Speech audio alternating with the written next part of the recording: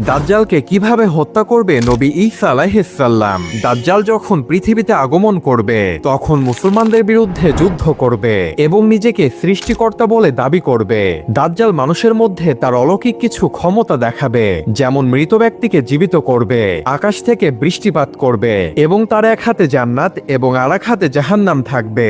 এর ফলে মানুষ বিভ্রান্ত হয়ে পড়বে এবং তাদের ঈমান হারিয়ে ফেলবে। আর যখনই এমন ভয়ঙ্কর ফিতনা তৈরি হবে তখন নবী ঈসা আলাইহিস সালাম আকাশ থেকে দুই ফেরেশতার কাঁধে ভর করে পৃথিবীতে নেমে আসবে। ঈসা আলাইহিস সালাম এসেই মুসলমানদের সাথে যুক্ত হয়ে দাজ্জালের বিরুদ্ধে যুদ্ধ করবে।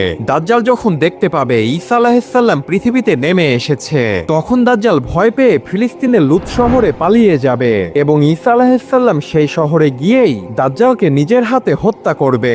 অর্থাৎ দাজ্জালের আগমন যেমন নিশ্চিত, ঠিক তেমনি ভাবে ঈসা নবীর হাতেই দাজ্জালের মৃত্যুও নিশ্চিত।